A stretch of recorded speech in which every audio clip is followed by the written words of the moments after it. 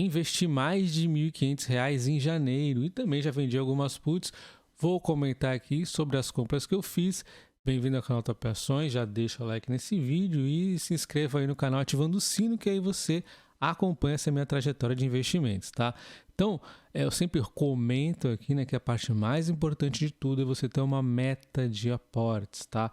Eu tô na bolsa desde 2007, eu não lamento as compras erradas que eu fiz, aliás, lamento, né, mas assim, o principal erro foi exatamente não ter uma meta sempre aí de aportes, né? Então, principalmente no começo, né, até aí, sei lá, uns 300, 400, 500 mil, é muito importante você ter essa meta aí de aporte. Que depois de um certo valor, o dividendo cada vez vai ganhando um peso maior e vai te ajudando. Mas eu acho que até uns 500 mil é essencial aí você estar aportando aí bastante, tá?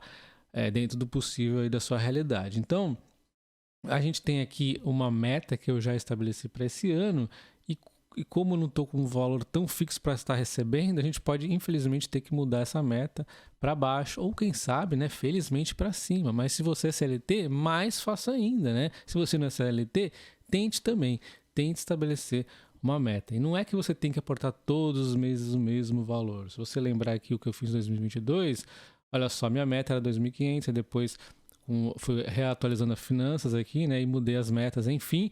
Só que em termos aqui de aportes, ó, teve mês que eu aportei menos, teve até um mês aqui de venda Petrobras e tudo mais, né? Então, olha só, aí chegou julho 8 mil, aí novembro e dezembro 12 mil e pouco, foi aliás o que me deixou fechar bem próximo do que eu havia proposto aqui de aportar, né? Enfim, terminei 2022 com 16.240 de dividendos, mesmo com a Transmissão Paulista dando aquela segurada. Então, com certeza, né, 2023 eu vou fazer aqui o recorde de dividendos novamente. Normalmente isso que costuma acontecer.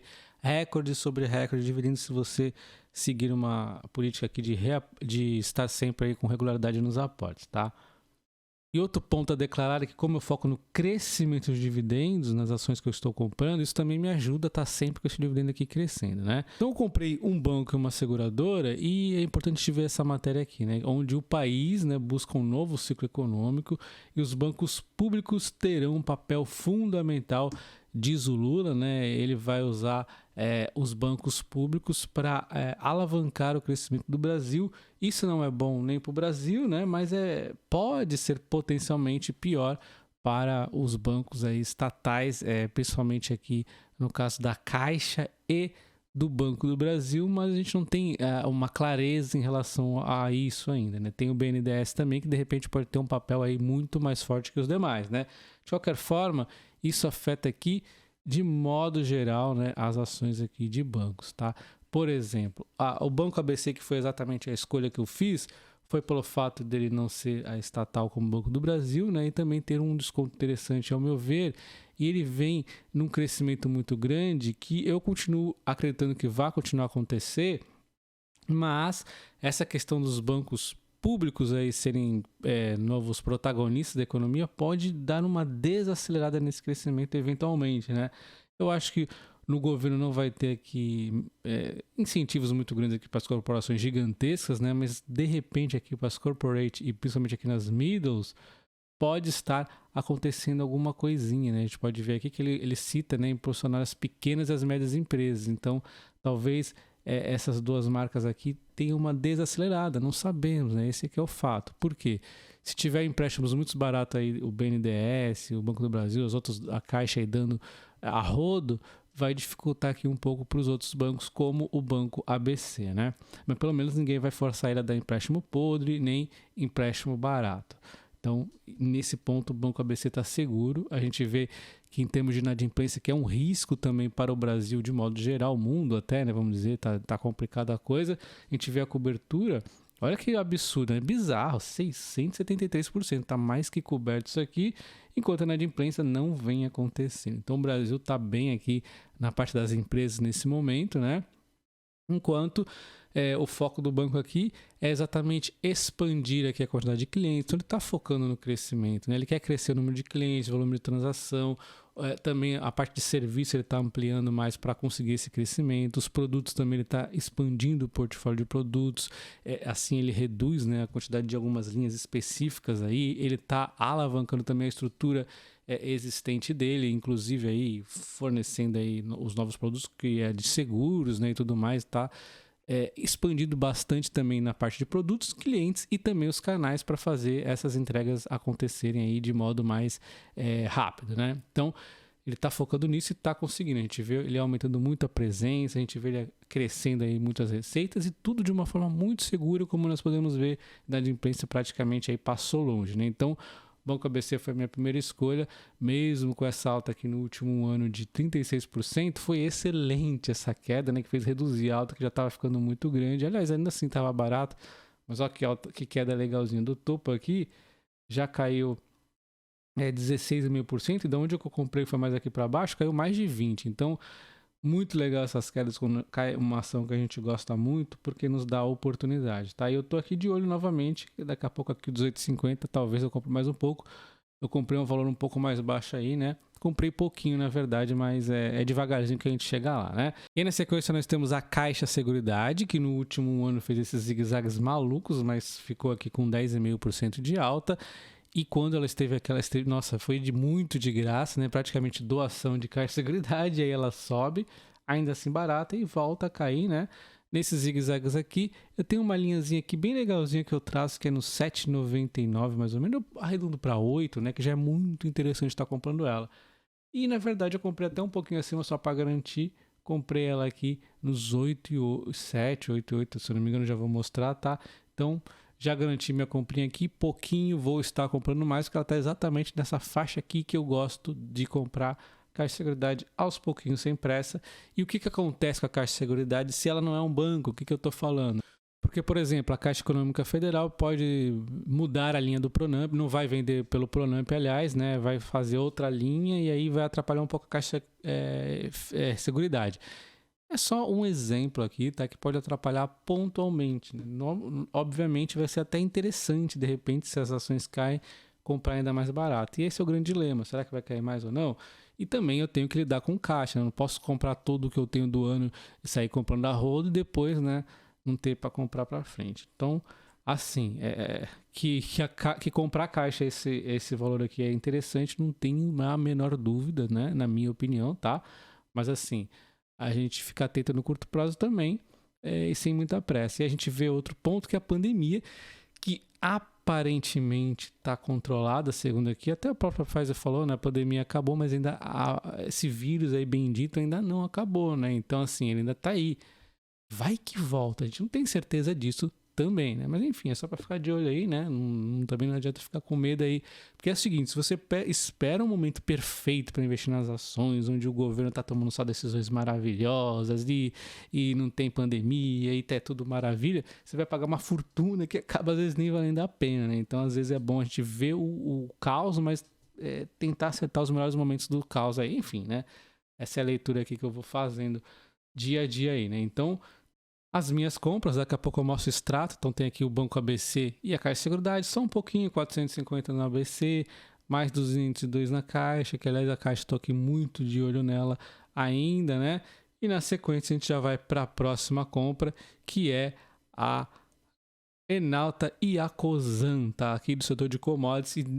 Eu vou acelerar um pouco para o vídeo não ficar longo, mas assim, a Cosan eu comprei porque é uma empresa que só tem empresa top de linha no grupo. E quando no passado o pessoal duvidava dela, ela deu aquele desempenho fenomenal, você imagina hoje em dia com só empresas top de linha, né?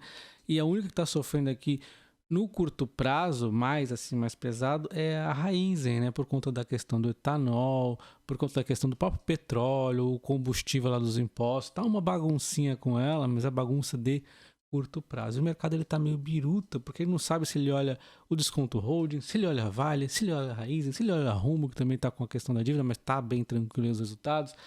Cara, o mercado fica assim biruta, né? Com o que ele olha. E aí ele acaba dando um desconto meio insano. E aí eu tenho aqui uma linha dourada da Cosan, que é a 15,40. Eu vou até arredondar um pouquinho para cima, que eu acabei perdendo aqui a oportunidade de comprar mais ela esse preço. Comprei a 16 aí e 50 mesmo, que ela deu uma subida logo na sequência, né? Mas assim, não tem problema, ainda está barata, mas eu comprei só um pouquinho por conta disso. Eu tenho uma série de puts vendidas ela a R$16, é por isso que eu também estou indo devagarzinho com ela, porque eu estou aí comprando ela via puts, né? Deu certo no mês passado, talvez dê nesse também, né? Mas enfim, eu vou começar também a pôr umas ordens penduradas aí, né? Para comprar valores de 15,60, 15,50, um pouquinho acima aqui, né? Do meu milha dourada, porque ela tá dando uns mole de vez em quando, né? Enfim, não é recomendação de compra, pelo amor, hein? Então, ela vem nesse zigue-zague maluco, o mercado não sabe o que faz com ela, mas eu sei o que eu faço com ela, que é comprar, né?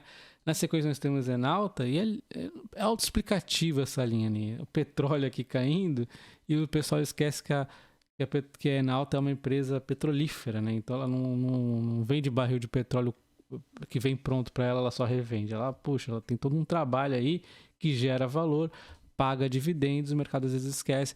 Tem aqueles ruidinhos com ela com os poços, né, que atrapalha bastante. Isso aqui acelerou muito as quedas em alguns momentos. Ela tem aqui um desempenho no último ano de 12% de alta, enquanto o barril caindo 4%. Deveria estar muito melhor que isso. A gente vê aqui no fato relevante dela, a produção voltou a estar ajustadinha, tá? Pode ser que dê algum problema no futuro? Pode, mas cada vez isso aqui vai ficar mais raro, porque ela está aqui investindo, inclusive, nos novos postos, vai ter aqui o sistema definitivo, eu já comentei em outros vídeos, tá? E a produção para o quarto trimestre vai estar muito boa, vai ter um bom trimestre aí, tá? E a tendência é só positiva para esse setor, e eu não tenho medo muito do petróleo ficar muito abaixo disso no longo prazo.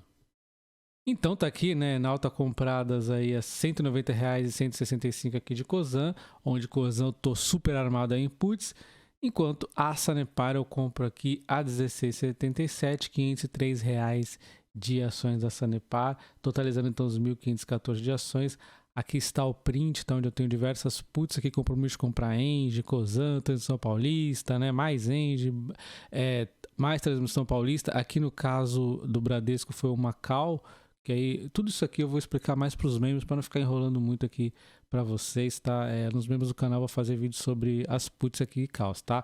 E aí tá aqui as compras, né, que eu comentei com vocês, exceção aqui que é put, tá aqui todas as comprinhas detalhadas. E por que eu comprei Sanepar? Por conta desse crescimento de dividendos fantástico. Por que eu sou tão maluco com crescimento de dividendos? É como se você estivesse comprando uma ação aqui em 2011 para ganhar 10 centavos por ação de dividendo e daqui a uns anos você estivesse ganhando aqui 30 e poucos centavos. É algo insano, né? É um crescimento que acontece. Eu prefiro receber 6% de dividendo, por exemplo, de uma empresa X que está crescendo os dividendos dessa forma magnífica do que uma empresa que paga 12 e não cresce dividendos, porque eu visto por longo prazo, né? Então a Sanepar, ela consegue entregar esse crescimento de dividendos, ela nem está no payout costumeiro, que ela está em momento de investimento. Quando terminar esse investimento, que nós vimos lá em outro vídeo que eu comentei, vai demorar alguns aninhos ainda, então puxa, que demore 4 anos aí de investimentos mais pesados, depois volta ao normal. Olha para onde vai esse payout, porque o dividendo dela não está em 6 não, né? Ela está tão barata que o dividendo está em 9%, né? Olha esse dividendo aqui, não dá para desprezar esse negócio, né? Olha o PVP dela, 0,62, né? Então, mas a Gepar é um perigo, tá? A Gepar é um perigo, mas será que já não está precificada aqui? Olha só, toda essa queda aqui que depois de uma boa queda ela está lateralizando, né? Nesse último ano inteiro lateralizando, 1 ano e meio, 2 aí lateralizando, né? Ó, menos 4 de queda aqui. Só pegar mais para trás, depois de uma certa queda, né? A gente veio comprando aqui nessa lateralização. E ela tá há muito tempo aqui nesse range aqui, né? Bom, então no fim de janeiro eu mostro como tá aí a porcentagem na minha carteira, já que eu já mostrei no fim de dezembro, não tem por que eu mostrar agora de novo, né? Mas de qualquer forma a gente vê aqui ó, o exterior com 21,1 e aqui estão, né? Elétricas 36, saneamento 5,1, 15% banco, 7,8 seguradoras e 14,5 aqui outros, né, onde basicamente aqui é mais commodities. Então deixa o like nesse vídeo, considere também se inscrever no canal ativando o sino, que aí você acompanha a trajetória dos meus investimentos. Um abraço e até o próximo. Valeu!